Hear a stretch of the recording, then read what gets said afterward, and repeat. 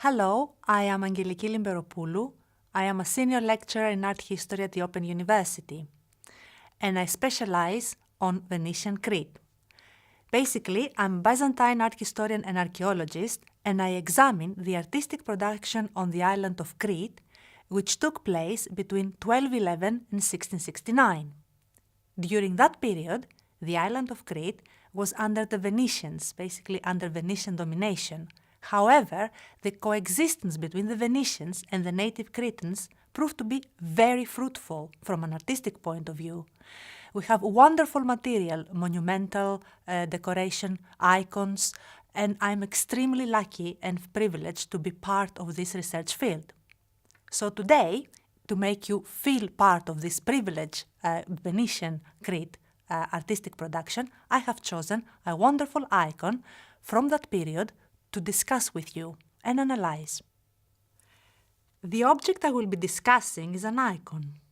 For orthodoxy, icons are the ultimate way of communicating with divinity and heaven above.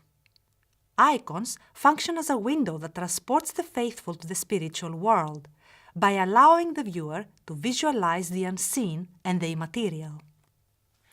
Icons can be represented in any medium: frescoes, mosaics, ivories, manuscripts, panel paintings.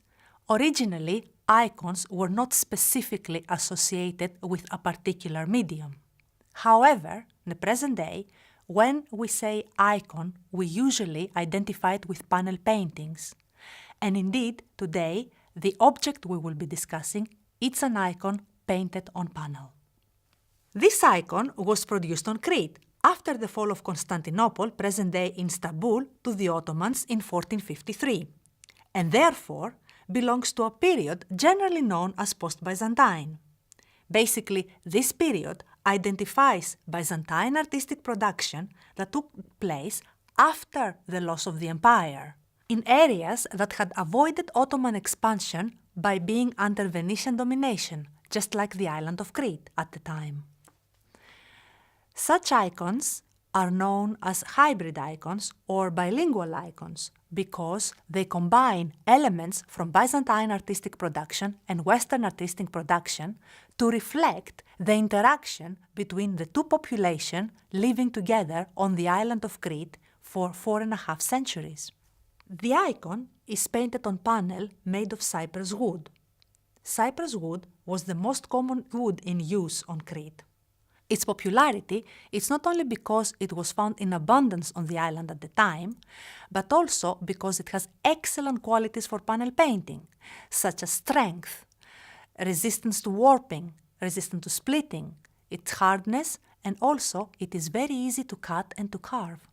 The icon we examine measures 62 by 47 centimeters, which is relatively small. However, it is relatively heavy. It is not light at all, as I have personally experienced when I was examining it. The icon copies an original panel painting produced and signed by the painter Michael Damaskinos. Michael Damaskinos was a Cretan painter active in the 16th century in the capital of Venetian Crete, Candia. He was the older contemporary of a painter called Dominikos Theotokopoulos, whom you probably know better as El Greco. Damaskinos' fame was rather big at the time he was alive. The Greek confraternity in Venice invited Damaskinos all the way from Candia to Venice to specifically decorate the Greek church of San Giorgio dei Greci, St. George of the Greeks. Now, the icon we examine, we do not know who painted it because, in general, Byzantine art does not have eponymous artists. Most of the Byzantine artists remain anonymous to the day. We're rather lucky to have names like Damaskinos, El Greco, and other big names from the period because of the archives in Venice. The icon represents various stages of the announcement of Christ's resurrection as narrated in all 4 Gospels, organized in 6 successive levels and accompanied by Greek inscriptions. In the first level, we see the Noli Me Tangere, scene, which is known as Touch Me Not. The resurrected Christ tells Mary Magdalene, to whom he has just appeared, not to touch him, according to the narrative we find in John's Gospel, chapter 20, paragraph 17.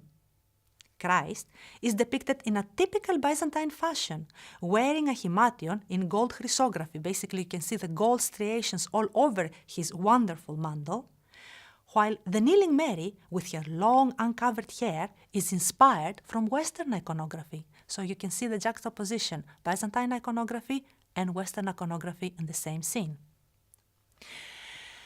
In the second level, to the left, we see the scene of the All Hail to the Myrrh Bearers, named after Christ's meeting and greeting with two of the women who had gone to his tomb to anoint his dead body with spices.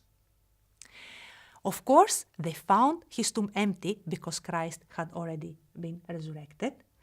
And then, on the way back, the resurrected Christ met them and greeted them.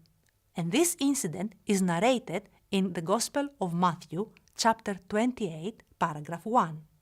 Now, this scene follows the Byzantine iconographic tradition. It's what we call pure, in inverted commas, Byzantine iconography. No Western elements here whatsoever. In the third level, to the left, the painter returns to the narrative we have in John's Gospel, chapter 20, paragraphs 11 to 13, to depict a scene that precedes the scene depicted in the foreground. As we saw, in the foreground, we have the Touch Me Not, where Magdalene already meets with Christ.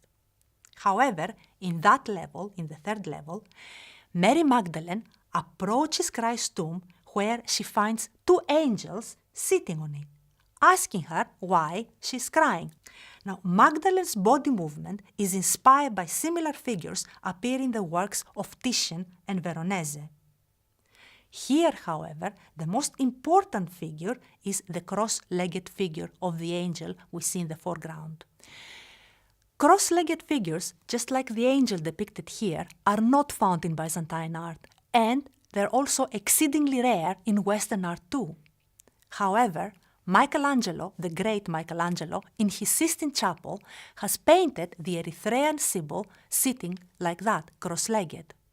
And it's highly likely that Michael Damaskinos saw a reproduction of Michelangelo's Erythraean Sibyl and decided to copy it in his original icon. Don't forget also that Michelangelo, it's Michael Damaskinos, kind of wanting to partake of the fame of the great artist. So he does something very unique for a Byzantine icon. He takes a cross-legged figure and puts it in a context we've never seen before. In the fourth level, to the right, the scene is based in St. Mark's narrative, chapter 16, paragraphs 1 to 8, where the three Marys, headed by the Magdalene, arrive at Christ's tomb to anoint his body with myrrh. There, an angel informs them that Christ has been resurrected. While the angel resembles Byzantine models, figures similar to the three Marys are encountered in the works by Venetian master Tintoretto. So again, we have here a mixture, Byzantine elements with Western elements, producing a scene that would have been equally well received by both Venetian Catholics and Greek Orthodox.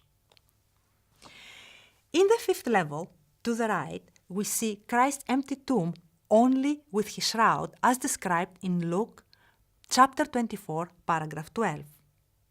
Three crosses at the left suggest that the crucified bodies have been removed, while at the sixth and final level, the city of Jerusalem is depicted.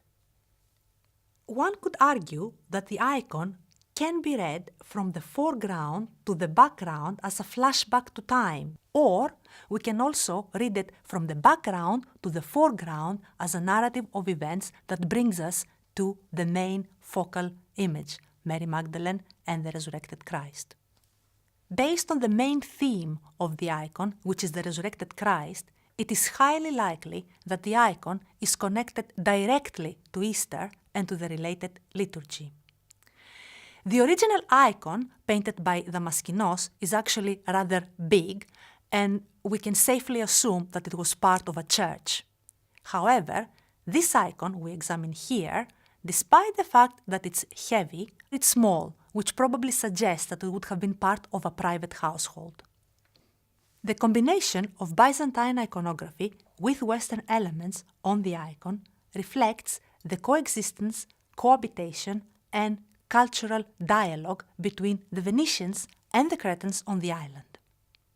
Now, you have to remember that the Venetians were Roman Catholic, while the Cretans were Greek Orthodox. Both of the Christian persuasion, but they regarded each other suspiciously. They thought that the other group was heretical. Despite that, the fact that we have artistic production from the island, such as this icon, tells us that these two groups managed to put their differences aside and create something that reflects both cultures and religious persuasion.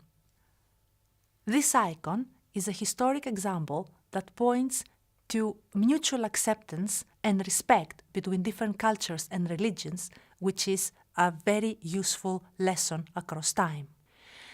This icon was bought on Crete, as far as we know, and then was brought back to England, where it was donated in the 1920s at the National Gallery in London. And then, sometime in the 1990s, was passed from the National Gallery to the British Museum, where you can still see it today.